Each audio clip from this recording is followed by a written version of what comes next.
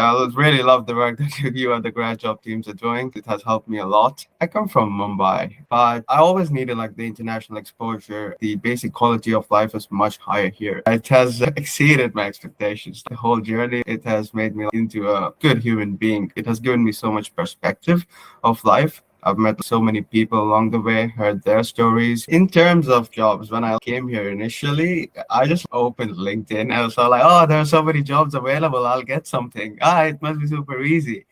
But back then, I wasn't in the right mindset. It was pretty hard just to begin with because if you come into a new country, you gotta get used to the customs in here. Here, the job market is reference focused. The more references you have, it gives you an edge over others. I like applied for a lot of internships which I wasn't able to secure. I had one resume ready, it just went out everywhere, and the cover letter, just the company name would change. That was one of the reasons that I didn't get any interviews. They weren't personalized or anything. I even didn't know how to write them properly because Australia has a different set of rules than other parts of the world of writing resumes, how we present our application, and how we present ourselves as. They didn't really get into any job offers. I did horrendously because I didn't even like get a phone call or something. I was like a blatant rejection. To begin with, it was pretty hard for me because I just didn't know what I was doing. There were a lot of times I just had given up, but the reasons that I didn't give up was my mom. She always wanted to see me succeed in life. She always used to motivate me, remind me why I started. I've like got this competitive spirit in me. Once I go down,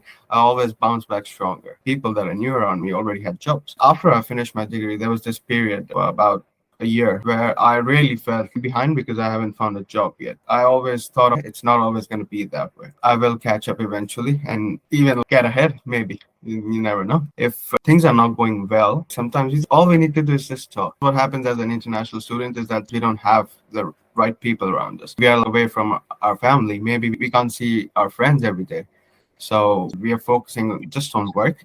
And when you don't have a stable job, you're working odd jobs or you're working like odd hours, and it really takes a toll on you because you see others, oh, wow, they have a full time job. Always remind yourself why you started. You didn't start and give so much of your time to this country to fail in the end. That's not the case. That's not why we're here. The earlier you start focusing on your career and the better you know about the job market, it is better. If you just graduate and then start thinking about it, it's gonna be a bit of a challenge. You don't want to lose that time during your visas. You need to attack them from the very start. There will be times when you'll think that maybe I should just give up. Money is not the motivation, never. It's more about the progression that you see. It's more about why are you doing it? Where do you want to be in your life? I didn't even know what I wanted to do. At the initial part of your program where we build a roadmap as to where we want to reach, that was crucial. It's really like just the way you communicate, the way you build rapport during the interview. You could have different coffee chats. Anywhere you go, it's very important to build rapport. If you don't know the people well, it's really hard to fit in later on. The more confident you are, the more confident you're going to be in front of the employers,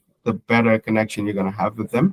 And you won't fumble, right? When you're not confident, you start fumbling a bit. When you go in there, you need to be sure that you are the best candidate. Nobody else is better than you. Yes, they may be in certain things, but when you're going in for the job, you in your mind should be in the number one. If you don't believe that, why would the employer believe that?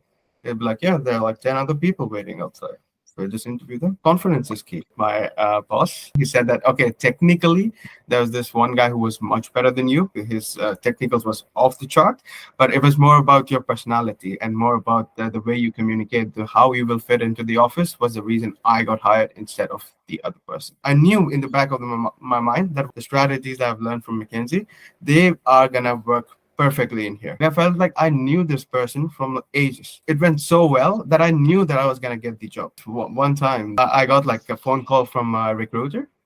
I didn't meet any requirements for the role. I used to be like so demotivated till then, but that one phone call changed everything. The phone call literally said, Raj, we love your application. Sorry, we can't offer you the job. The only reason I'm calling you is to give feedback. He said, your application is fantastic, but it's one of the best that we've ever seen. So I was already filled with confidence that my application is good. It's great. Somebody just said it was one of the best that they've ever seen. In the end, it's always about value addition. Anyone who's looking for a job right now, put it in your mind that the value addition is key. Till the time we're not adding any value to the organization, we will not be hired. In the end, it's business, right? That's just how capitalism works. You are valuable, you will be there. The day you're not valuable, you'll be gone. Always work on how I can add the maximum value to my organization. The cover letter is the real thing.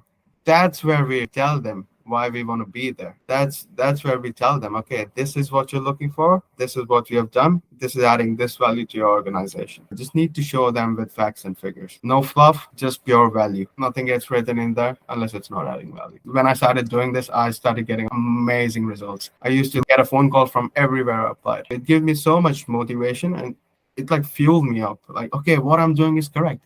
So another point that I want to mention is that feedback. I would recommend people getting as much feedback as possible on their applications. It's important to get it reviewed by a third person, always, because for you, it may be, okay, this is perfect, but another person can see flaws in it. We have to get out of our comfort zone. Of course, that is one of the main things here. Everybody is going to get a job, but it should always be about choosing what you want instead of just getting a job. A lot of people have focus on just job. Like, I just want a job. It doesn't matter. It does matter where you work, what you do, because there will be a time, let's say you're lucky, you just got a job straight out of uni.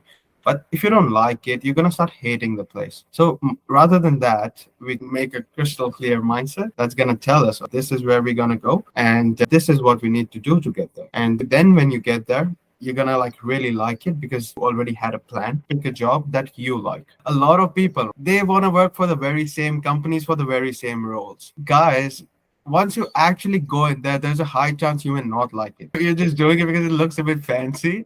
It looks, Yeah, okay, this is a place of power, or I'm gonna like flex in front of people. Doesn't matter really. Like in the end, it's all about the workplace. You could be a great fit for the place. Like, don't get me wrong, of course. But a lot of people that I see is like, I know that, okay, this is a bit overboard. If you want to work at the company, there's a high chance that you can't work there. So we need to analyze why we are not being hired there. One of the reasons is that there are too many people for the same positions. But you can always work there later in your life if you like. You can build great experience somewhere else. And then let's say 3, 4, 5, 6, 7 years later, you get back there if that's your long-term goal.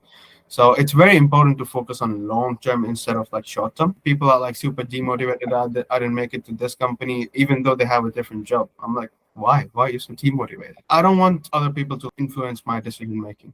That needs to be me. If I regret my decision, that was my decision. I don't blame anyone else. But if I listen to others and then make the decision, I'm just going to keep blaming others, which I have no control over.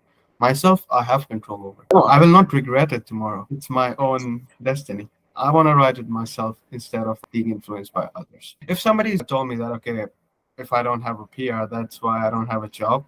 In today's market, that is totally incorrect. I don't think that's the case anymore. The job market is currently doing fine. People are finding jobs. There are plenty of jobs available right now. It's just that they don't find the right candidates. It's because we don't work on ourselves. There's so many jobs out there which are just vacant right now, just vacant, because they can't find the right person for it. Always invest in yourself, because why would a company pay you? Not till the time you're adding value. Value addition always starts from within. Say you've completed the degree or something. That may simply not be enough. You may need to improve or increase your other skills, such as communication, your mindset, how you approach things. Join the Grad Jobs program. It's one of the best investments that you can make on yourself. There's a lot of information out there. What is right, what is not right, you don't know.